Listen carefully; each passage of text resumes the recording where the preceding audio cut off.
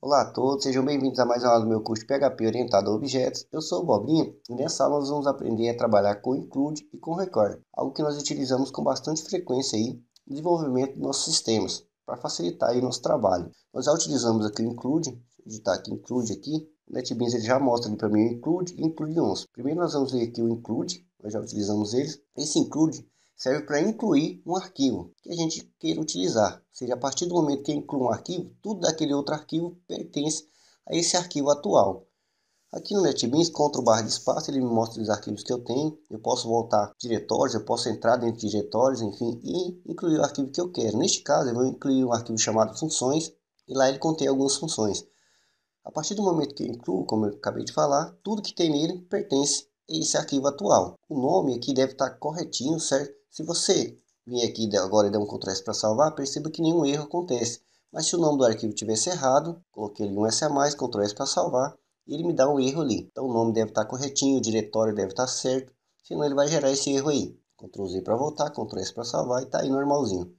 Se eu abrir aqui nosso arquivo funções, ele tem aqui algumas funções, então eu posso utilizar todas. Por exemplo, eu tenho essa função calcular, vai pegar o número ali e vai multiplicar por 10, certo?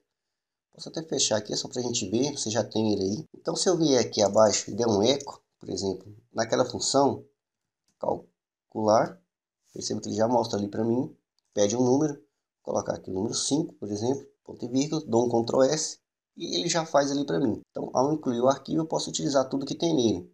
Se não existisse o arquivo funções, se ele não tivesse incluído, eu não poderia chamar essa função. Se eu vir agora e der um Ctrl S, ele me gera o erro ali, que a função não foi definida. Por quê? Porque nós não incluímos o arquivo a qual aquela função pertence. Ctrl Z aqui para voltar, Ctrl S para salvar. Deixa eu apagar aqui, só para você entender aí este conceito. Limpei ali. Aqui eu vou dar um eco e uma tag H1, arquivo incluído. Fecha aqui o meu H1. Só para a gente entender, caso ele seja incluído. Deixa eu ver aqui, Ctrl S, esqueci de fechar aqui, salvei, tá limpo. Então tem o meu texto aqui e tem o meu arquivo funções incluído neste arquivo aqui. Eu posso incluir ele em outros arquivos, por exemplo, se eu vier aqui e abrir o meu index, deixa eu apagar isso aqui tudo, mas não vamos mais utilizar isso aqui também. Então apaguei tudo, venho aqui, dou um Ctrl S, nada acontece, eu tenho que executar o arquivo, logicamente, venho aqui e executo. Então, estou executando o meu index. Perceba que nada tem dentro dele. Mas aqui eu posso vir também e dar um include. Include, Ctrl barra de espaço. E agora, como eu estou na raiz, eu entro aqui dentro da minha pasta exemplo, por exemplo, e vou lá incluir o nosso arquivo 18 ali, include require. Se eu vier agora e dar um Ctrl S para salvar, perceba que ele já incluiu o arquivo para mim, está escrito ali, arquivo incluído, certo? Que é o texto aqui, ele incluiu, e ele me gerou um erro ali, dizendo que lá o funções tá, não pode ser aberto. Seria o erro lá quando o arquivo está com o nome errado ou que não existe. E por que que isso acontece? Como eu estou aqui na pasta index, voltando aqui no nosso include, por causa desse ponto barra, está dizendo que ele está voltando no diretório. Como o meu arquivo include requer está dentro da própria pasta do funções, aqui ele funciona como você pode perceber aí no nosso teste. Mas para que este arquivo seja incluído em outro arquivo, no caso do index, ele então deve ser removido aqui esse ponto barra. Ele tem que estar assim. Ctrl S para salvar. Perceba que ele corrigiu o erro para mim ali na index. Então tem que tomar cuidado com isso também. Ver se o caminho está certinho, ver se não está voltando de diretório a mais. O include aqui, por exemplo, agora eu vou segurar a tecla Ctrl Shift setinha para baixo, incluir ali duas vezes. Um Ctrl S para salvar e ele foi incluído novamente. E ele me gerou ali um erro. Por quê? Porque quando eu incluir um arquivo, lá está falando que a função olá não pode ser redeclarada, ou seja, novamente. Também devemos tomar cuidado com isso. Quando a gente inclui um arquivo, nós temos que verificar se ele pode ser incluído mais de uma vez ou não. O nosso include, ele inclui um arquivo e seu conteúdo e a gente pode repetir ele várias vezes. Mas digamos que a gente não quer que seja repetido. Então, para isso, a gente usa o include once. Ou seja, ele vai incluir apenas uma vez. Então, se eu vier aqui e colocar include once, apaguei ele completou, dá um Ctrl S para salvar, perceba que nada acontece. Mas se eu vier aqui abaixo e colocar aqui, no segundo, Ctrl S, e ele corrigiu ali o erro para mim. Ou seja, mesmo que eu duplique aqui, não importa quantas vezes, Ctrl Shift F para ele duplicar para mim, percebeu, eu incluí ali 3 vezes, Ctrl S para salvar, nada acontece, ele vai incluir apenas uma vez.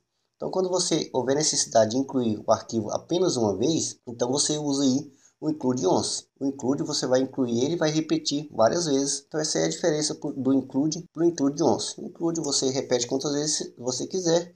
O include once apenas uma vez. Apagar aqui, Ctrl S para salvar. Está aí do mesmo jeito. Então desta forma você pode ter aqui, por exemplo, incluir um topo. Abaixo você inclui a home e no rodapé você inclui aí o rodapé. Normalmente os sistemas, o topo e o rodapé são fixos, né? Então sempre tem um include para esse tipo de arquivo.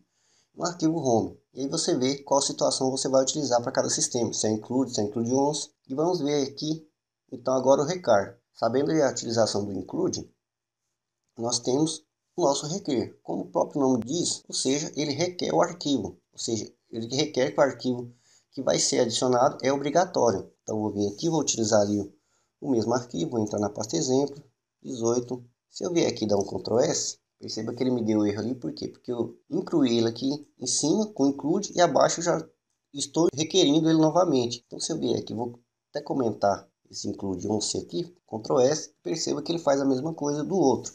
A diferença é que quando eu uso requer, eu estou dizendo que é obrigatório esse arquivo include requer, o arquivo que eu estou requerendo, ele é obrigatório para que a nossa página seja executada. Por exemplo, se eu vim aqui abaixo e der aqui um parágrafo, continua o site. Se eu vier aqui e der um Ctrl S para salvar, tá ali, continua o site. Mas se eu vier aqui e errar o nome do arquivo, por exemplo, perceba que eu requeri um arquivo e ali eu errei o nome. Vem aqui, dou um Ctrl S para salvar, perceba que ele me deu um erro ali, no diretório, e o arquivo aqui para baixo, ele não continua, ele parou, meu parágrafo não é exibido.